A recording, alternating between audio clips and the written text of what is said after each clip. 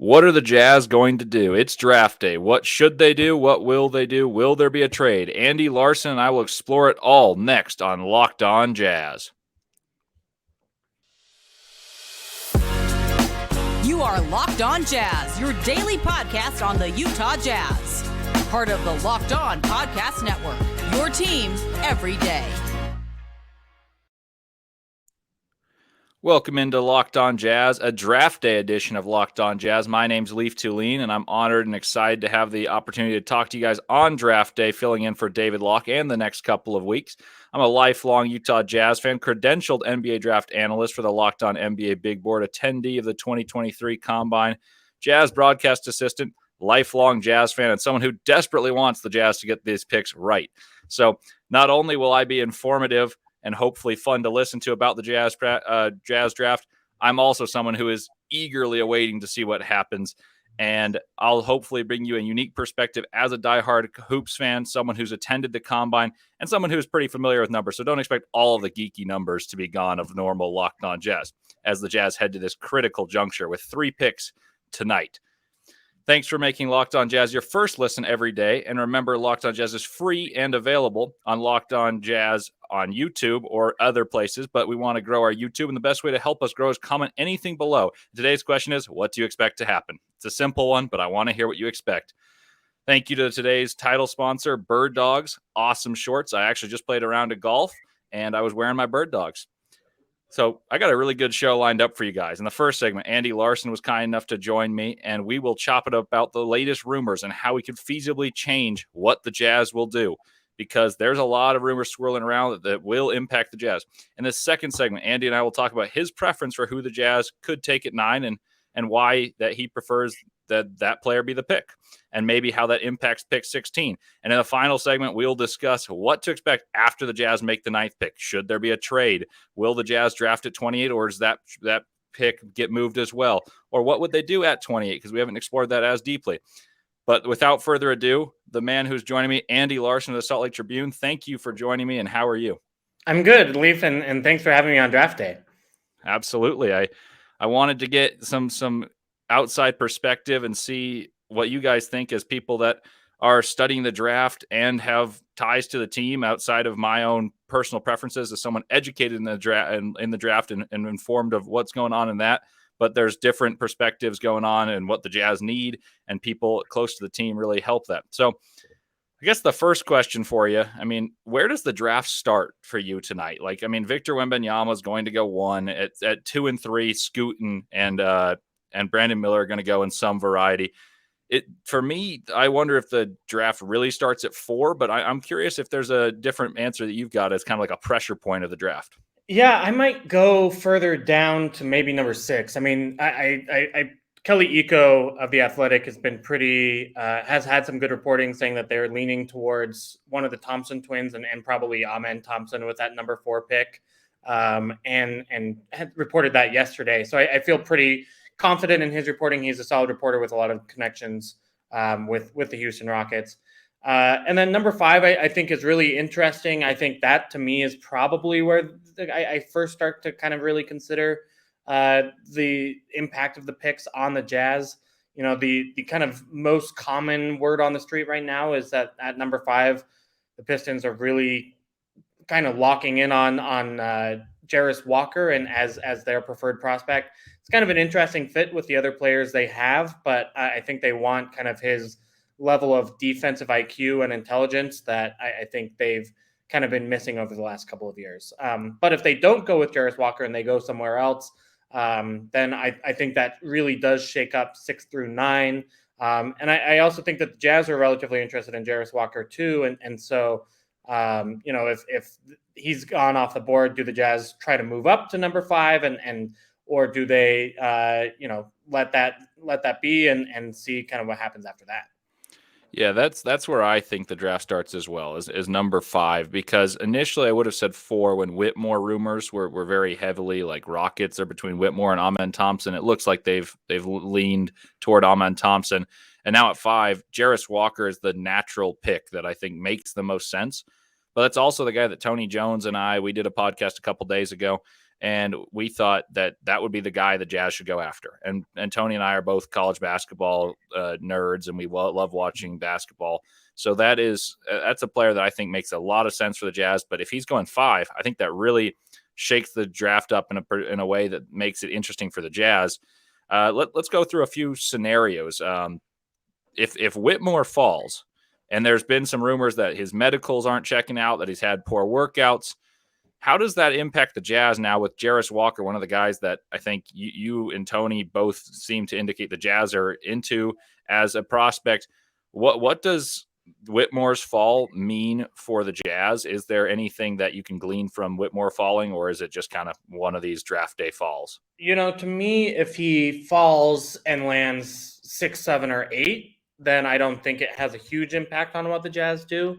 If he does fall to number 9, I think there are real questions on, kind of a number of different mock drafts has had him falling to that number 9 slot and having the Jazz take him there.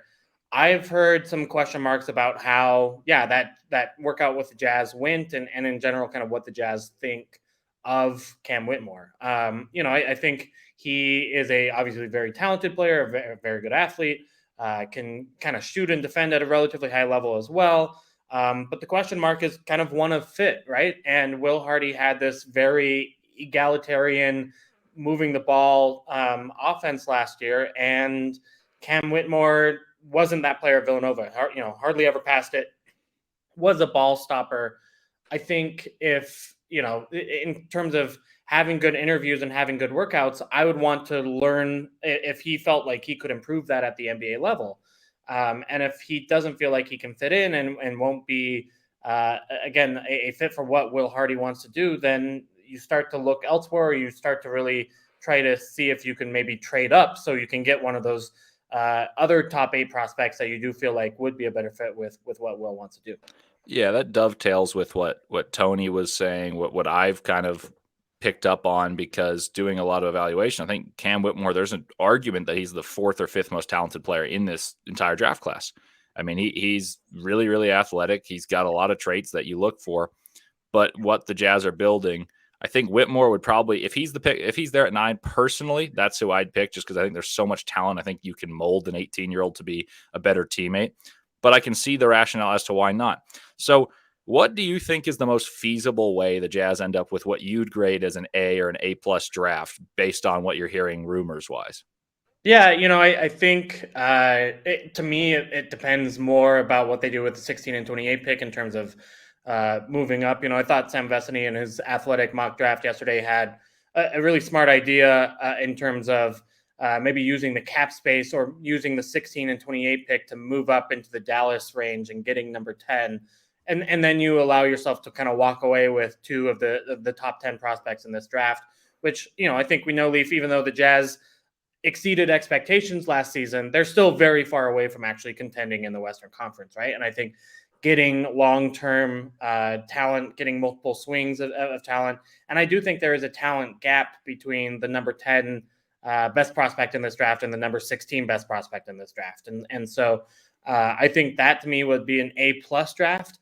Kind of an A- draft to me is maybe just sitting at number 9 and taking probably what's available. I think I still think Cam Whitmore probably ends up getting taken, in the top 8 picks, and all of a sudden then you do end up with maybe a Hendricks or a Walker or a Black, and I do think relatively, I think that's a pretty good outcome for the Jazz too. Yeah, I think it really depends on what the Jazz board prioritizes. I've made my assumption. I have no actual tie, but I think it's got to be positional size and versatility, even more so than shooting, which was what Ainge outwardly said. Hey, we want good basketball players who can shoot the basketball. But after having a diminutive backcourt that was as talented as Conley and Mitchell, I think there's scars that they're trying to repair with Band-Aids for a while, and now they're trying to find an actual source to repair it. And I think that's Anthony Black, Osar Thompson. There's a lot of big guards. My personal preference, and the everydayers who listen to the Locked On Jazz know this now, is that the Jazz go after a wing. And I labeled Jarace Walker my A+. So just to follow through with that thought, what do you think the likelihood is if the Rockets take Amen Thompson like they're leaning toward, that the Jazz move up to 5? And what do you think the framework would be moving up to 5?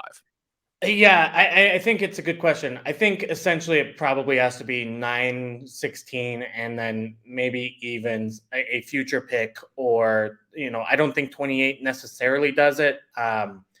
9 and 16 would honestly be pretty fair from like a mathematical, statistical draft value point of view. A lot of the best kind of analytic minds in basketball have put together these draft value calculators. That kind of can tell us how much picks are generally worth kind of overall throughout history. And 9 and 16 is about right for a number 5 pick. It might even be a little bit of an overpay, but I think in this year's draft, and really generally, like, just moving up 4 spots in the lottery is really tough. So I think it would mean maybe taking on a Detroit bad contract, or something maybe in addition to that number 16. But we'll see if Danny Ainge is able to pull another trade rabbit out of the hat. Do you think 9, 28 in a future first, probably not one of the higher up ones, would do it? Because the Jazz then would still, if they're targeting Walker, still need a guard. And I feel like that's the sweet spot of the draft for guards. Is that like 10 through 17 range? Yeah, it's a good point. I think it depends on that future first, and I know that it depends is a cop-out answer, but like, you are a lot more excited about a Cavs pick, further than 5 years down the road or 3 years down the road, because it's after Donovan Mitchell's contract expires, than you are about the 2025 pick. Ditto with Minnesota, who, despite everything, is probably going to be a pretty good team next year. So I think it depends. The good thing about those picks is that they're unprotected, and maybe you trade a pick swap as part of that. I don't think the Lakers pick has as much value as maybe it could have if this season goes differently for the Lakers. But regardless, it would have to be a good mix, and I don't love the idea of the Jazz giving up a unprotected pick to move up 4 spots. Maybe a protected pick, so that the Jazz get to keep it if it is a good selection, would make a difference. Yeah, and it's just worth considering the fact that the Jazz need a point guard. Like that's what they've made apparent without like saying it abundantly, like obviously. But coming up next, Andy will talk about the player he believes the Jazz should go for at 9. Because I've heard Andy say this before, I'm not going to give it away, but I think I know who it is, and I may play a little bit of devil's advocate. But let me tell you first about Birddogs. Birddogs was laying on my bed when I got back from the NBA Combine. I had a package. I was like, I wonder what this is. And then it was Birddogs. And ever since, it's been about a little over a month, and I've worn them nonstop. I got 2 pairs, one athletic, one kind of fancy, more like lawn party attire, and I've been living in them. They look good. They're comfortable. And they look good, both the athletic shorts and the fancier ones. I've worn to outings, some fancier than others, some just to play sports. And every single time someone has been like, oh, are those Birddogs? And I've given them rave reviews. So that's something that you guys should really consider looking into. Birddogs are good for everyday use, sporting use, and even look good shorts or pants that address the occasion. And sometimes my brother is not the nicest person in terms of like, hey, those look good, but I got a compliment out of my little brother. And for those of you with the little brothers, that's something that's difficult. He goes, those are new shorts, I like them. And so that's the real testament to Birddogs. Go to birddogs.com/LockedOnNBA for a free Yeti style tumbler with an order along with your shorts. That's birddogs.com/LockedOnNBA, and you'll receive a free Yeti tumbler. You won't want to take your Birddogs off, we promise you. All righty, welcome back into Locked On Jazz. And if you're here to hear about the NBA draft on draft day, which would make sense, I recommend you also check out the Locked On NBA mock draft, the ultimate draft where all the hosts from every team in the NBA make selections. And then myself, Richard Stamen, and Rafael Barlow break down the selections and talk about the value as picks. Really cool product that very few companies can do. And that's just the power of Locked On right there, because it was an awesome product. Took a while to make, and we're really proud of the product. So I recommend you check that out. Back to Locked On Jazz. I'm joined by Andy Larsen of the Salt Lake Tribune, who's kind enough to join me for this episode on draft day. And right now, Andy's going to tell us his favorite prospect. And some of you guys may have read this or heard him on various stations talking about who he prefers. But I think this is a good opportunity to play a different perspective, because Tony and I have the same perspective and Andy's got a slightly different one. So I guess you know that I've heard the answer. So give your pitch as to who you would pick at 9 and how it would happen if the draft were to fall that way. Yeah, I love UCF's Taylor Hendricks, and I love him because he has an immediate way to contribute in the NBA at a high level and room to grow to imagine him to be a star. Even though he may not be, there's probably a likelihood that he's not. But I still think what he brings, kind of right away in the NBA is so valuable, and that's two things. One, the defense. I think he is a really, really solid perimeter man defender against a whole variety of different players and in a whole variety of actions. I think kind of the most impressive stuff from Taylor Hendricks, honestly, defensively, is not even that. It's the weak side help. It's the block timing on some of the chase down blocks on when the center has to commit and all of a sudden he can swing in and block an alley-oop or block a layup. It's really impressive. It honestly reminds me of Jaren Jackson Jr. a little bit, and obviously the defensive player of the year. He's probably not that good right away, and certainly is going to foul more than that in the NBA, certainly as a rookie. But it kind of evokes that kind of athleticism. And then the 3-point shot is there, right? Like he shot 39% from three and looked good doing it. Obviously it's a smaller college sample, but love the form. I love that he's shooting over tough closeouts. I love that he's got a quick shot. I love how he is able to kind of flow into jump shots from pick and pop actions. And those are real NBA skills that I think mean that right away you can put him on the floor and he's bringing you things that can help. As far as how that happens, I think it is a little bit of a tough one because I think you do have two teams in the top 8 that are really kind of invested in bringing in a power forward, and probably Indiana at number 7 picks whichever one remains of Jarris Walker or Taylor Hendricks. But the draft models really like him, or the statistical models seem to really like him. And again, I don't know that he's got the ball in hand skills right now. I don't know that will ever be part of his game, but at worst case, having a, Jay Crowder is probably not the right comp, but a Jaden McDaniels kind of player who can really get some minutes for you at the 4, maybe kind of old school Jeremy Grant before he kind of got the high usage stuff over the last couple of years. And then maybe he can develop into that 20-point per game score as he, works on his craft a little bit more. I just love that model, and it's just hard to see him really failing.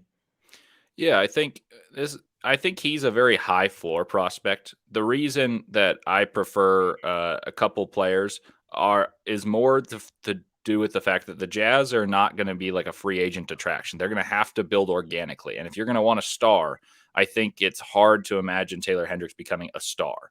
And so while I think he's maybe safer than some of the other players, I think he's safer than Whitmore, but I would personally prefer Whitmore. I think Jarris Walker is probably more star upside and a similar starting floor point, even though most people label him as a little more raw. So just to dovetail a little bit of what Andy said, here's a draft profile I wrote for Taylor Hendricks a couple months ago. And there's I told you all the stats wouldn't be gone. So here are a few stats. He's 39% from 3, 38% on all jump shots, 41% on catch and shoot threes, and he's 95th percentile in transition. Those are really good stats. I did say I'd play a little bit of devil's advocate. So if I were the Jazz and Hendricks were available at 9, why would Hendricks be more popular for the Jazz's front office than a guy like Bilal Coulibaly, who Mark Stein reported the Jazz could be interested in, or maybe Kobe Buffkin, who he also reported the Jazz could be interested in? Just because my concern with Hendricks is that maybe it's like Jabari Smith Jr. Maybe that's a comparison for him. And Jabari Smith Jr. was picked at number 1 in a lot of mock drafts this time last year. And my concern with him is I don't see star potential. I see Rashard Lewis with better defense, and that's a complementary piece. And maybe the Jazz are thinking similar to me. Is that something that you think they'd weigh in, or at 9, are you just kind of choosing what you think's best available? Yeah, to me, I don't think you can think that way with a number 9 pick. And I think that if you do, I think that's kind of understating the Hendricks star potential down the road. and kind of how tough it is to become a star in the NBA when you're not getting minutes right away, right? Like, I agree that like the Jabari Smith comp is a real one, and he didn't set the world on fire last year with the Rockets, and yet like it feels very different if he has the season he did with the Rockets at number 9 versus number 1. With kind of regards to Bilal Coulibaly and Kobe Buffkin, like Coulibaly to me is going to be hard to get on the floor right away because he just can't shoot, and teams are going to really hedge off of him in a major way. And when you have a Walker Kessler already, you may be playing Taylor Horton Tucker. Teams don't really respect Colin Sexton's jump shot right now. I mean, it's just going to be tough to generate good offense when you don't have shooting. Now, Coulibaly could, really impress and really develop. And I actually kind of like him as a prospect. I just don't know that I love him at number 9.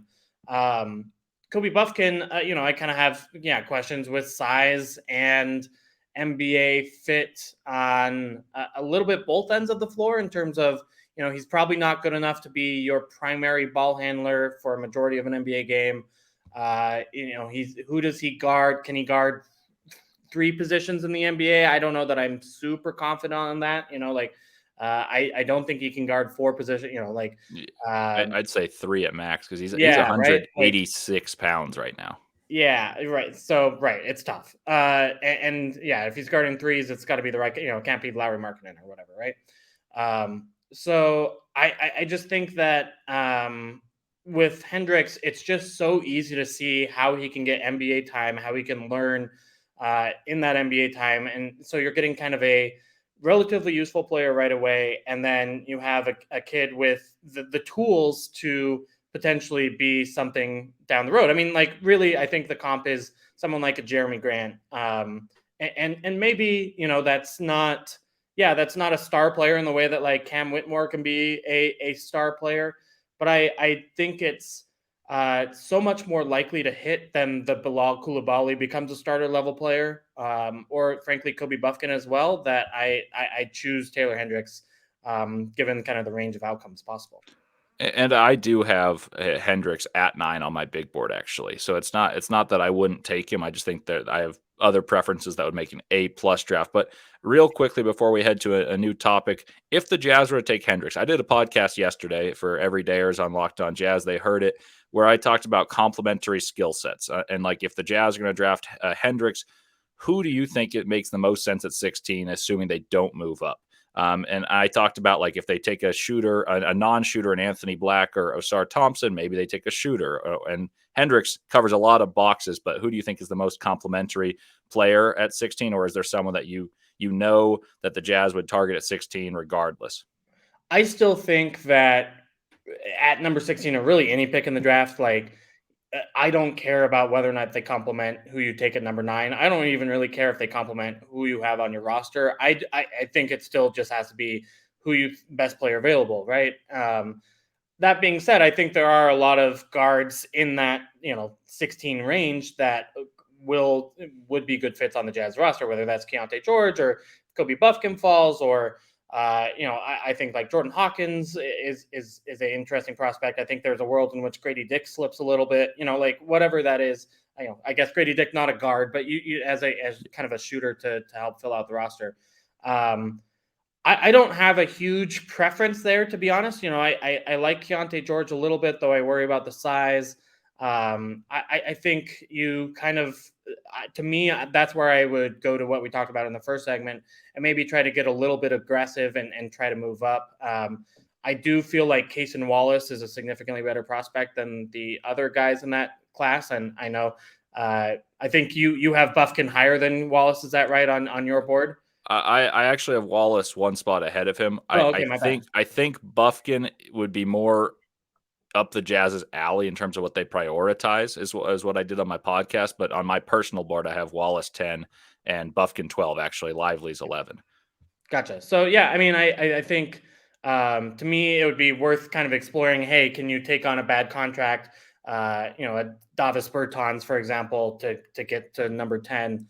To me, that would be worth it in kind of the difference in prospect at number 10 versus number 16. But even if you stay at number 16, I think there are a number of like pretty good guard options that you're going to be that have potential, that are interesting, that you can check out in Summer League and moving forward. Yeah, and we'll discuss that in a little bit, as well as the 28th pick, some other rumors the Jazz can do in the tail end of the draft. So that's coming up next. But first, let me tell you about eBay Motors. For a championship team, it's all about making sure every player is a perfect fit. The same way, it's the same when it comes to your vehicle. Every part needs to fit just right. So the next time you need motors and need motor parts and accessories, head to eBay Motors. With eBay Guaranteed Fit, you can be sure every part you need fits just right the first time around. Just add your ride to My Garage and look for your green check to know the part will fit or your money back. Because just like in sports, confidence is the name of the game. And when you shop on eBay Motors, and with over 122 million parts to choose from, you'll be back in the game in no time. After all, it's easy to bring home a win when the right parts are guaranteed. Get the right parts, the right fit, and the right prices on ebaymotors.com. Let's ride. eBay Guaranteed Fit, only available to U.S. customers. Eligible items only. Exclusions apply.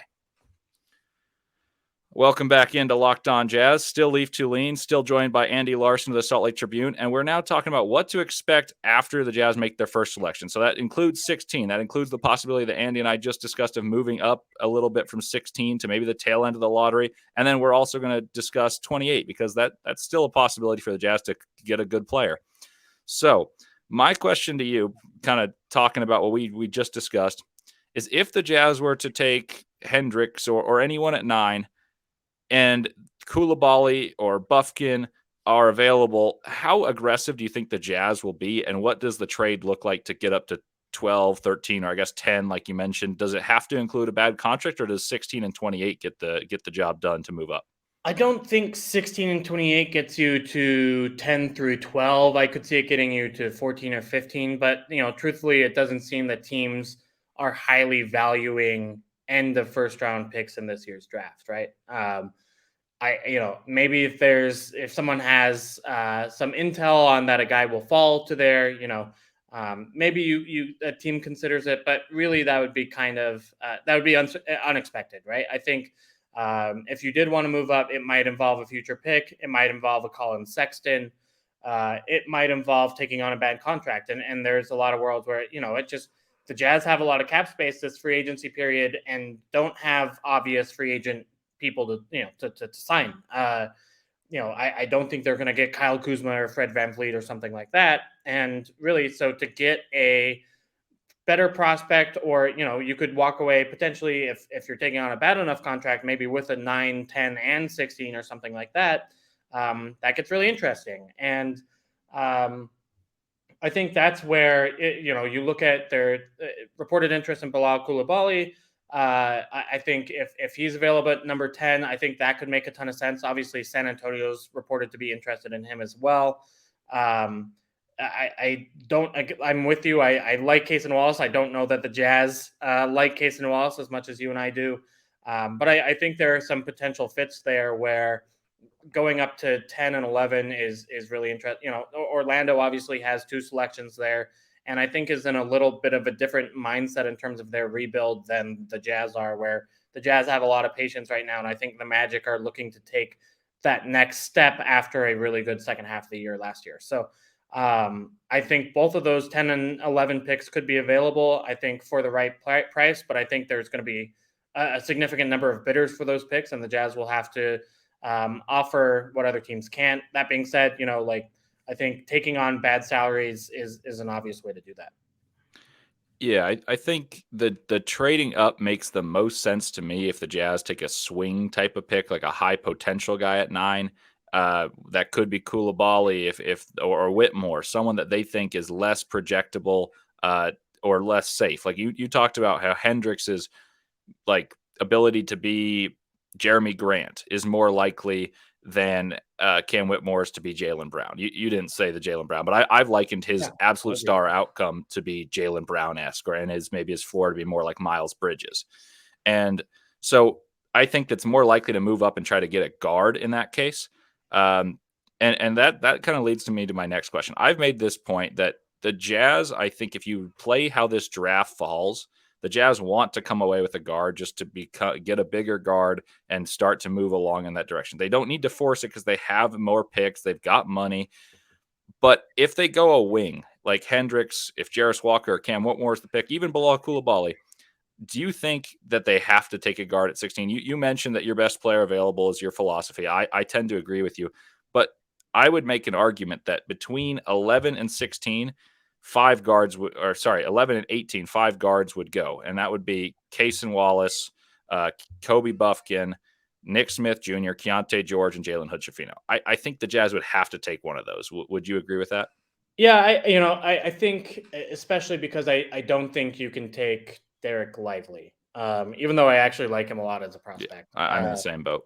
I think that's the one where it's like, okay, because of the overlap between of what he does and Walker Kessler does, it's going to be really hard for Lively to develop in a real way. Everywhere else, though, I'm kind of fine with it. I mean, like, you've got Kelly Olynyk on this, partially non-guaranteed contract that's pretty movable. You can potentially start whoever you draft at number 9, especially if you get a wing. You can play Ochai at the 2. You can, it depends what happens with Jordan Clarkson, but I think there's real minutes there for a backup 3, backup 4 type that kind of works with what you want to do long term. And the truth is, like, not all these guys are going to work out, and it may be that you find that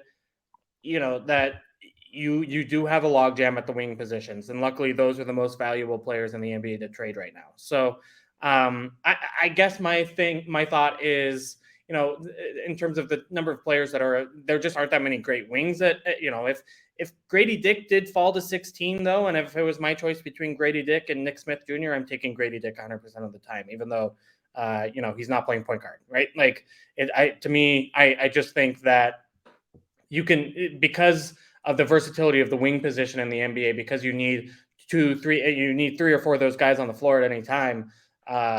You can find minutes and, get developmental time in a way that's harder to make happen at point guard and center, which are more kind of established specific needs. You need, specific things from those positions.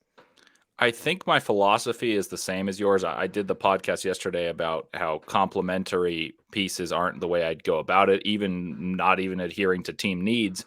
But I think in this case, if the Jazz keep their picks 9 and 16, I think they have to come away with a guard just because of the way the draft falls and what is prioritized by NBA teams, specifically what the Jazz will need. Like, I think the wing is the most valuable position in the NBA. So if you're going to take a guard at 9, I'd probably prioritize taking a 2-way wing at 16, even though I said I'm not positionally, like, that's not the way I draft. But especially if you take a wing at 9, there's so many guards that I fit what the Jazz need in terms of being a taller, facilitating guard that I can't imagine the Jazz not going that direction.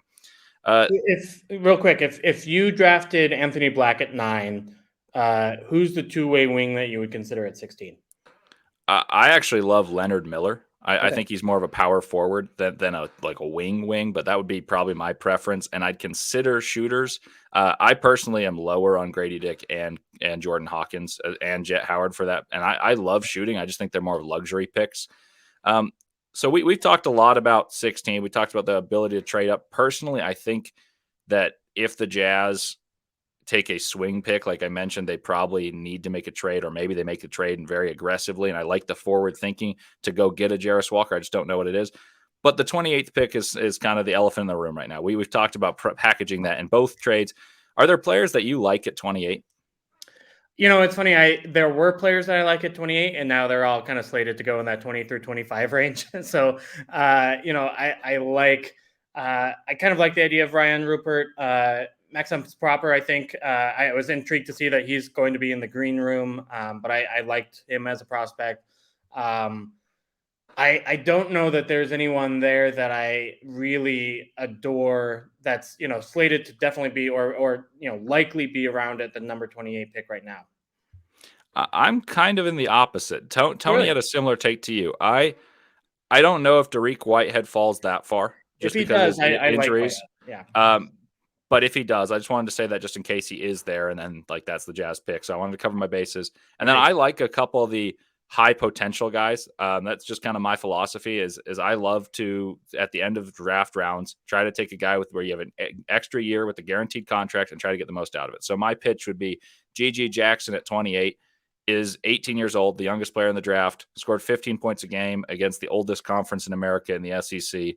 And had he gone to North Carolina or just kept his name in his high school class, he'd likely be a top 5 pick the next year. So why not try to bet on talent in that case? And then the other guy that I've said in the same vein, I don't think it's quite the same pitch, would be Julian Phillips. He was the number 13 player in his high school class, played on an extremely veteran Tennessee team that was second in the SEC.